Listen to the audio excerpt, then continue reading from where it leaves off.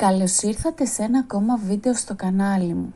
Σήμερα θα μιλήσουμε για μια όχι και τόσο γνωστή υπόθεση, μια ιστορία με πρωταγωνίστρια μια γυναίκα κατά συρροή δολοφόνο που δεν δίστασε να αφαιρέσει τη ζωή 3 ανθρώπων και να μετατρέψει τα σώματα αυτών σε σαπούνι και κέικ.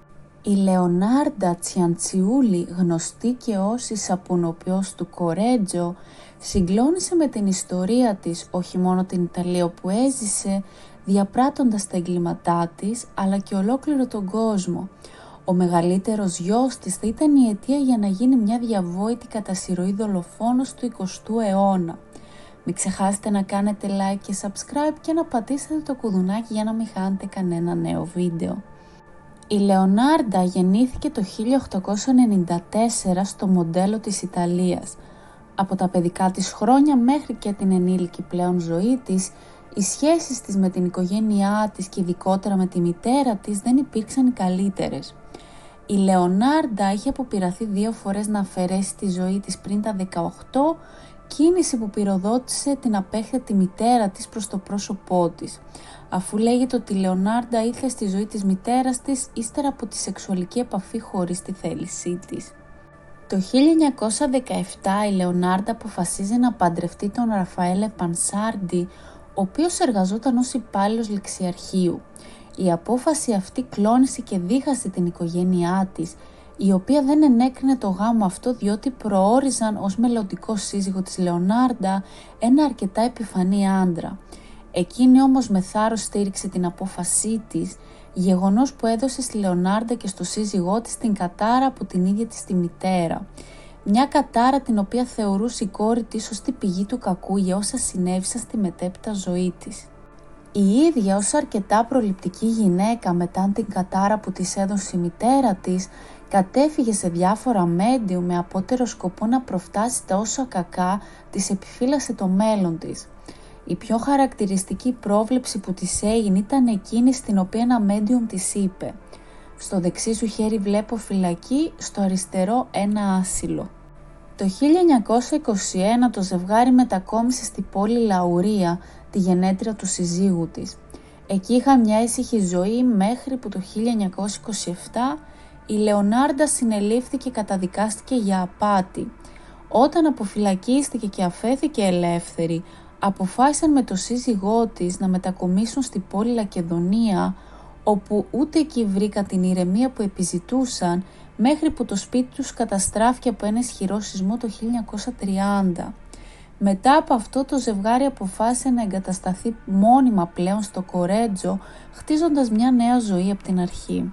Εκεί η Λεωνάρντα άνοιξε το δικό της κατάστημα σαπουνιών. Η ίδια υπήρξε αρκετά αγαπητή στην πόλη και είχε κερδίσει το σεβασμό από όλη την κοινωνία.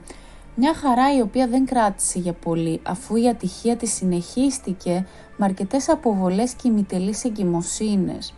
Στο σύνολο η Λεωνάρντα είχε 17 συλλήψεις παιδιών, από τις οποίες 3 ήταν αποβολές και 10 από τα παιδιά που κατάφερε να γεννήσει πέθαναν σε νεαρή ηλικία. Όλα αυτά είχαν ως αποτέλεσμα στο να γίνει μια υπερπροστατευτική μητέρα για τα 4 παιδιά της που είχαν καταφέρει να επιζήσουν. Όλα ξεκίνησαν όταν ο μεγαλύτερος γιος της και ο πιο αγαπητός από τα παιδιά της ανακοίνωσε ότι θα πολεμούσε για την πατρίδα του στο πλευρό των Ιταλών κατά τον Δεύτερο Παγκόσμιο Πόλεμο. Εκείνη ήταν και η στιγμή που η Λεωνάρντα έχασε κάθε ίχνος λογικής, αφού ο φόβος ότι θα έχανε στο πόλεμο το παιδί της την οδήγησε σε αρρωστημένες σκέψεις.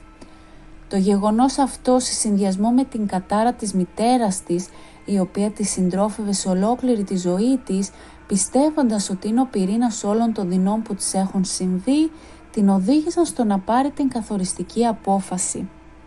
Μέσα από τη χρόνια ενασχόλησή της με τη μαντεία και τα medium, αποφάσισε ότι αυτό που θα προστάτευε το παιδί της από την ατυχία της αλλά και τον πόλεμο, ώστε να μην χάσει τη ζωή του, ήταν οι ανθρωποθυσίες.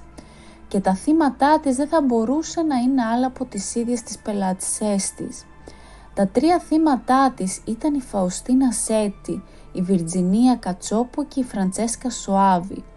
Και οι 3 γυναίκες υπήρξαν πελάτησες στο μαγαζί της Λεωνάρντα, η οποία κατά διαστήματα προέβλεπε τη μοίρα τους αποκτώντας μία σχέση εμπιστοσύνης μαζί τους. Η Φαουστίνα είχε καταφύγει στη βοήθεια της Λεωνάρντα ώστε να της βρει ερωτικό σύντροφο. Εκείνη άρπαξε την ευκαιρία προφασιζόμενο ότι υπήρχε στην Κροατία ένας ιδανικός σύντροφος που ενδιαφερόταν για εκείνη. Τότε το ανυποψίαστο θύμα άρχισε να λαμβάνει γράμματα από τον ψεύτικο και φανταστικό σύντροφο, πίσω από τα οποία βρισκόταν η Λεωνάρντα για να την παγιδεύσει.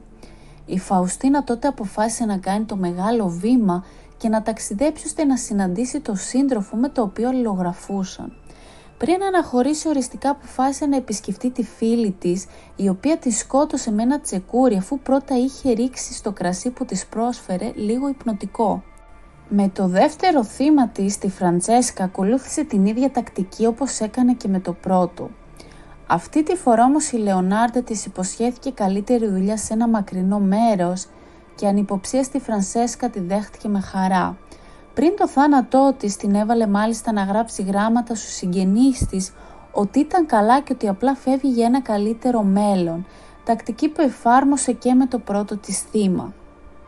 Το τελευταίο από τα θύματά της, η Βιρτζινία, την εποχή εκείνη ήταν διάσημη σοπράνο που με την πάροδο του χρόνου είχε μείνει στην αδράνεια και έτσι η Λεωνάρντα της υποσχέθηκε μια καλή δουλειά ως γραμματέα στη Φλωρεντία. Ακολούθησε τα ίδια ακριβώς βήματα με εκείνα των προηγούμενων φόνων, όμως αυτή τη φορά κάτι πήγε στραβά. Η κουνιάδα της Βιρτζινία την είδε να μπαίνει στην οικία της Λεωνάρντα, αλλά όχι να βγαίνει. Η Λεωνάρντα πίστεψε ότι είχε κάνει τους τέλειους φόνους. Τότε, μετά από την καταγγελία των συγγενών, οι αρχές κινητοποιήθηκαν και συνέλαβαν τη Λεωνάρντα. Η Λεωνάρντα αρχικά υπερασπίστηκε τον εαυτό της. Η κατάρρευσή της και η παραδοχή σε όλα ήρθε μόνο όταν οι αρχές έθεσαν το φταίξιμο στο λατρεμένο γιο της Τζουζέπε. Δεν αρνήθηκε καμία από τις κατηγορίες που της αποδόθηκαν. Περιέγραψε με ανατριχιαστικές λεπτομέρειες ένα προς ένα τα εγκλήματά της. Τόνισε μάλιστα ότι με τα υπολείμματα των σωμάτων των νεκρών γυναικών έφτιαχνε σαπούνια για το μαγαζί της, αλλά και το κέικ που προσέφερε στους πελάτες της. Η δίκη της κράτησε μόλις λίγες μέρες. Στη δίκη της η άγρια δολοφόνος είπε τα εξής: «Πέταξα τα κομμάτια της σε ένα δοχείο, πρόσθεσα 7 κιλά καυστικής σόδας, την οποία είχα αγοράσει για να φτιάξω σαπούνι, και ανακάτεψα το μείγμα μέχρι τα κομμάτια να γίνουν ένας παχύς χυλός, τον οποίο έριξα σε κουβάδες και άδειασα στο κοντινότερο βόθρο. Όσο για το αίμα περίμενα μέχρι να πήξει, το στέγνωσα στο φούρνο και το ανακάτεψα με αλεύρι, ζάχαρη, σοκολάτα, γάλα, αυγά και μαργαρίνη. Έφτιαξα αρκετά τραγανά κέικ και κερνούσα τους επισκέπτες μου, ενώ δοκίμασα τόσο εγώ όσο και ο γιος μου Τζουζέπε». Η Λεωνάρντα κρίθηκε ένοχη και καταδικάστηκε σε 30 χρόνια φυλάκισης και 3 χρόνια σε ψυχιατρικό άσυλο. Πέθανε μέσα στο άσυλο από εγκεφαλική αιμορραγία το 1970 σε ηλικία 79 ετών. Τελικά η προφητεία που της δόθηκε τότε από το Medium είχε κάποια υπόσταση ή όλα ήταν ένα φρικτό παιχνίδι της μοίρας. Παρόλο που τα φωνικά εργαλεία της, συμπεριλαμβανομένης της κατσαρόλας στην οποία βράζονταν τα θύματά της, παρουσιάστηκαν στο Μουσείο Εγκληματολογίας της Ρώμης, το σώμα της επιστράφηκε στην οικογένειά της για ταφή. Οι επισκέπτες του μουσείου μπορούν ακόμη να δουν τη συλλογή των τσεκουριών της και να κοιτάξουν μέσα στο δοχείο που χρησιμοποιούσε για να μαγειρέψει ανθρώπους. Αυτό ήταν το σημερινό μας βίντεο. Πείτε μας τη γνώμη σας κάτω στα σχόλια για την προσωπικότητα της Λεωνάρντα. Πιστεύετε ότι η πηγή της ατυχίας της ήταν η κατάρα της μητέρας της ή κάτι άλλο? Αν σας άρεσε το βίντεο και το βρήκατε ενδιαφέρον, μην ξεχάσετε να κάνετε like και subscribe και να πατήσετε το κουδουνάκι για να μην χάνετε κανένα νέο βίντεο και θα τα πούμε την επόμενη φορά.